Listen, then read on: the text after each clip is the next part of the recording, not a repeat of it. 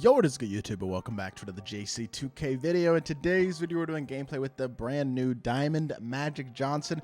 I'm really intrigued and excited to try out this Magic card in my team. I think a 6'9 PG is just such a mismatch right now.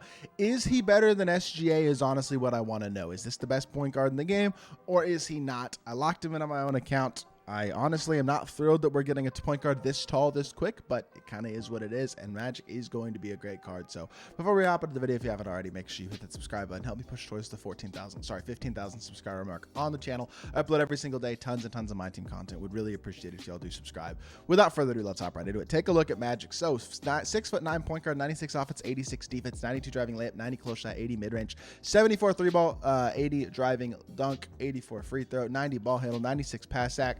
Defensively, 75 plus across the board, really good rebounder, 93 speed through ball and excel, and an 80 lateral quickness. I mean, this card being 6'9" is really kind of OP right now. I think 7 hops are dimer, needle threader, unpluckable, big driver, physical handles, relay passer, and touch passer. Also has 14 gold badges, include Dream Shake, post spin, bailout, break starter, handle space, killer combo, special delivery, rebound chaser, hook specialist, scooper, spin cycle, and two-step. 11 silvers include back down, punisher, masher, posterizer, hyperdrive, chase downers, post lockdown, float game, blow by, and bulldozer. And bronze, acrobat, fast twitch, catch and shoot, ankle breaker, pick dodger, post fade, phenom, and triple strike as well. Magic is souped even as a base card. I understand he doesn't have the best defensive badges in the game, doesn't have limitless range, doesn't have speed booster. There are badges he's missing, and he's not insane in terms of his stats and badges.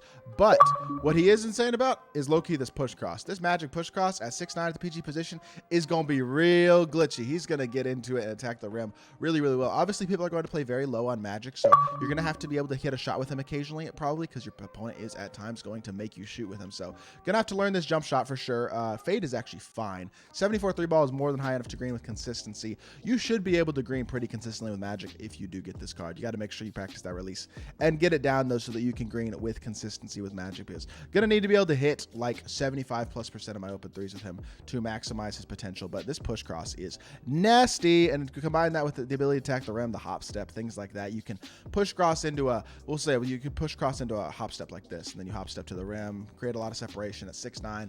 You're gonna have a lot of mismatches. And then the other thing about Magic that's so useful is, even though he himself is not a truly elite defender, having a guy like Magic on the court gives you insane defensive flexibility, because he can guard the 3, he can guard the 4, he can guard the Kawhi Leonard, Scottie Pippen, Andre Kirilenko type of card on the court. Even a 4 like a Sean Kemp, he can compete against as well. A lot of the 4s people are running right now, like this card gives you a lot of defensive versatility in a way that really no other point guard does. I mean, SGA does to a certain extent, but Magic with his size gives you just incredible switchability and just flexibility defensively, which is something that's not worth, I mean, it's something that you don't want to overstate the value of. And then obviously there is the value of just if they leave a smaller guard on him, he's just a huge mismatch. The 6'9", massive, going to be able to attack mismatches and make other cards look like liabilities, to be completely honest. So there's a lot of athleticism stuff that this Magic card can do, and a lot of size stuff that's going to be really OP. And overall, I think you probably are looking at the new best point guard in the game, but I will say SGA's release is much better. SGA moves better.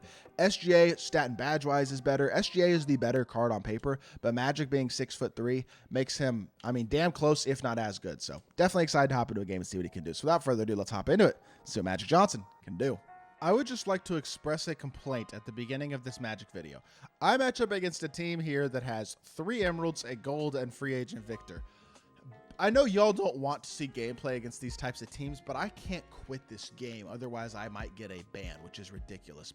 So I basically have to sit here and play this whole game and not show y'all gameplay, because there's not a lot of point in me showing you gameplay against Emerald Derek Fisher with Magic, because you're not getting a good picture of what he can do. Like, I will show gameplays against worse teams generally, but I try not to show them against teams that are truly this bad, because it's not interesting to y'all, and I know that. But it's also kind of frustrating because I have to play through this whole game. And this is why, again, another reason that quits in the game would be honestly a great addition. The fact that you can't quit this year is really kind of bad. And I think it honestly bothers me a lot, because you should be able to quit. But Magic hop steps through to the rim, gets his layup to go. Just obviously, I don't think Derek Fisher has any answer for him. This is not a game that really is going to teach y'all anything about Magic, though. So let's hop into an actual game and let's get some gameplay with Magic.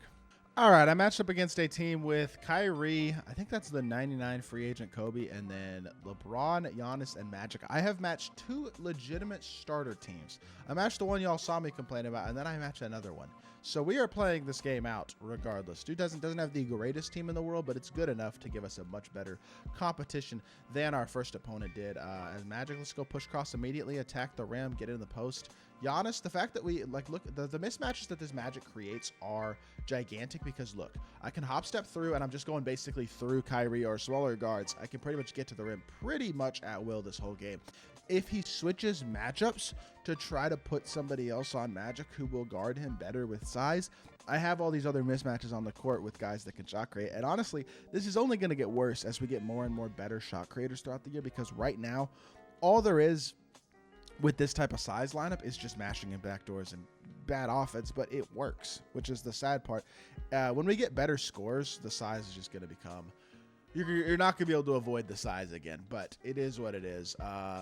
Every year, 2K becomes a size-ran game in a lot of ways, and I think this year's not going to be as bad as previous years because height is a little less important when it comes to mashing and stuff, but it's still important and it still matters. So we're going to see a lot of mega tall lineups again this year with people trying to cheese and stuff. Magic behind the back here, get downhill. He's got 93 speed, doesn't have speed booster, but if you let him get to his... Yep, there we go, exactly. This is what I'm talking about. The spacing is really poor, though. I need Magic to give me some spacing. Here, I go pick and roll here. He's got Giannis on Magic, so I take advantage of my mismatch and throw it down to Bosch. There are a lot of mismatches on this court right now, especially since I'm running all shooting, since I have Embiid who can shoot the ball as well. I can find a mismatch every single play against somebody who doesn't have... If you don't have Magic or SGA, there's going to be a mismatch on the court every single play. If you have Magic and Paul George, which if you have Magic, you have Paul George because you locked in the set. It's just going to create some really ridiculous mismatches. I mean, I can use Magic as a screener right here and just watch. I mean, like, what is he supposed to do with Kyrie? He can try to guard it, but he's not going to. I just throw the slip, and I'm going to score the ball one way or another. I'm either going to mash him, or in that situation, he's using a small guard anyway, so he can't really reach, and he's probably not going to get the animation. So pass lead away from the guard. There's no chance he gets the steal, and it's an easy dunk. I mean, good move right there with Kyrie getting open. That's the other thing about Magic. He can defend. He's 6'9", especially with the way AI defense is this year. I feel like it matters less than ever if you have the clamps badge and how good your defensive stats are and stuff. Like, he's just such a mismatch. Again, I'm getting in the post, and we're just going to wait for our mismatch to explode, to get out of the paint. There we go. Spacing, mismatch, Magic with an easy bucket. It's not fair right now. It's legitimately a bit unfair if you use him properly. And then what my opponent really should do is switch a matchup and put somebody bigger on Magic, but then that's going to leave Kyrie on Paul George or Kyrie on Kawhi. And it's always going to create some sort of two-man mismatch. And as we get 300s, the two-man mismatches are going to get worse. And get a rage score right there. Easy win. Let's hop in one more game. Keep it going. All right, decided not to get one more game of gameplay with Magic. I've been working on this video trying to get gameplay for like 35-40 minutes. It's getting on my nerves right now at this point, trying to get gameplay with this Magic card. So we're just going to go with the gameplay that we do have, which is admittedly kind of not a ton, but this card is really, really good. I think he's gigantic mismatch defensively. I think the value that he provides you there is the most valuable part about this card, to be completely honest. And then I think the size is super glitchy offensively as well. The better scoring that we get around him, the more valuable he's going to be. Honestly, the best way to run your offense might even to be having Magic.